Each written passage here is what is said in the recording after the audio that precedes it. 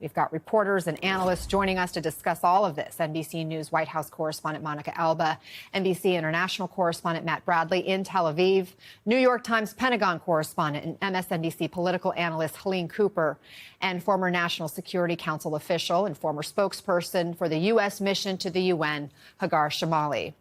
Matt, a significant impact on that hospital, impacts in Tel Aviv and other places. What do we know about any fatalities and injuries? Yeah, well, so far we haven't heard of any fatalities, but we're hearing there were about 24 injuries from that strike that hit near that hospital and damaged it pretty severely. Now, this comes at the end, Anna, of a couple of days-long reprieve while we were seeing a lot of Iranian missiles fired at Israel. We were constantly getting warnings on our phones and going into these shelters. There had been no fatalities, and there still haven't been any fatalities, for the better part of the past 72 hours. And now it looks as though we're seeing an increase in the injury level, 24 people injured. But so far, most of the injuries that had happened over the past couple of days were people who had injured themselves rushing to those shelters. But this has, created a lot of indignation here in Israel, especially on the political level. We've been hearing from Benjamin Netanyahu, the prime minister, Israel Katz, the minister of defense, saying that the Ayatollah Khamenei, should no longer exist. So it looks as though we're seeing the Israelis sort of turning their sights from what they've been doing for the past week, which is hitting these nuclear installations and anti-air defense weapons that the Iranians have been using. And now it looks as though they really are trying to hit, well, the economic lifeline of Iran. They've been hitting oil fields and gas fields, political installations like the propaganda stations, the state television stations. And now it looks like they're increasingly talking about the other objective of this mission, which increasingly looks like regime change. So that's something that is really shifting underfoot. We've been hearing that the Iranians say they've had hundreds of people who have been killed in successive attacks by the Israelis.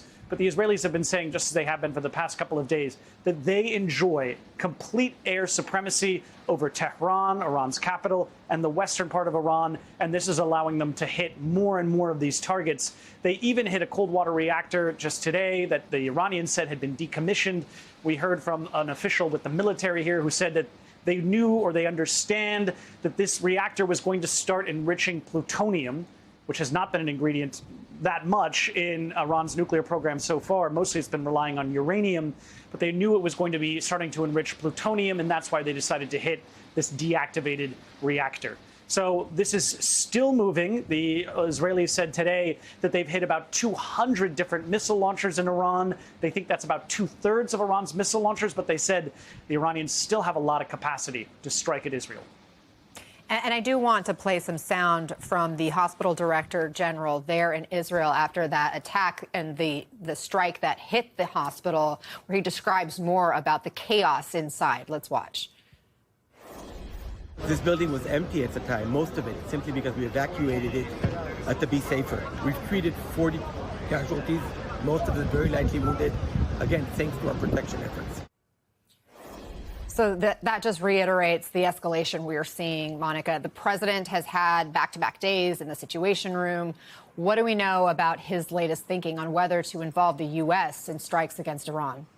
Well, yesterday, Anna, he said it. He said that he may not make a decision up until the very last second, and whether that is just him talking about what he doesn't want to reveal at this point or not. It's a very good window into his thinking on all of this. And he took many, many questions throughout the day yesterday, seeming to want to talk about this a lot without stating anything definitive, and with a president who is still sort of pushing and implying that there could be some potential for diplomacy here. He continues to argue that the Iranians have somehow reached out to him, to the White House directly, which the Iranians have refuted in very, very certain terms, and saying very specifically that they would never come to, quote, grovel at the gates of the White House. But the president is still trying to talk about this from where the conflict was a couple of weeks ago. We know today he's still reviewing, we understand, a menu of options for U.S. involvement and what that could include. And we know he's going to be getting his intelligence briefing in the Situation Room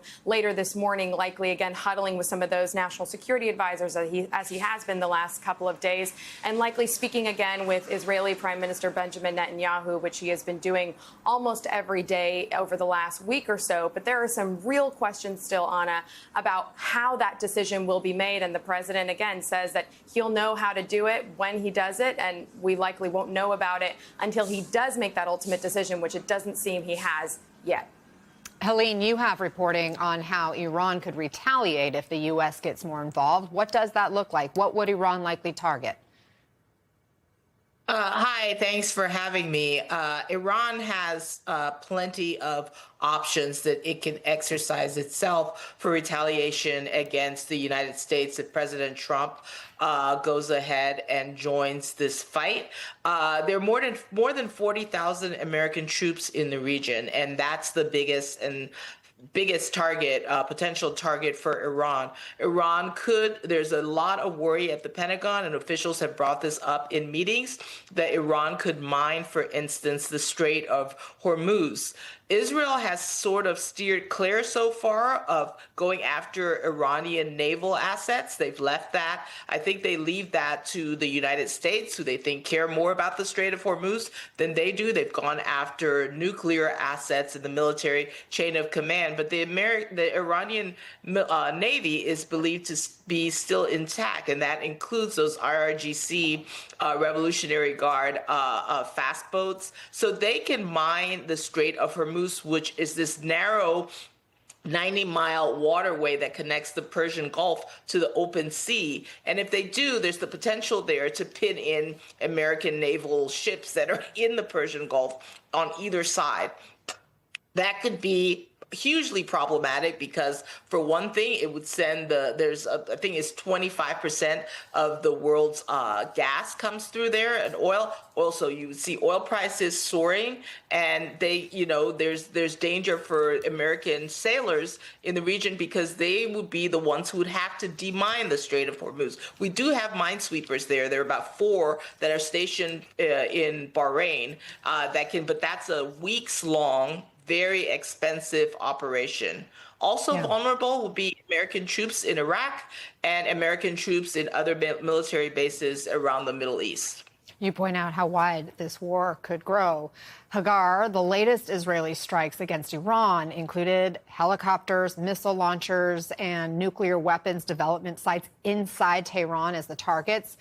Do we know how many nuclear-related sites there are in Iran, and does the intel community likely know the full extent of them?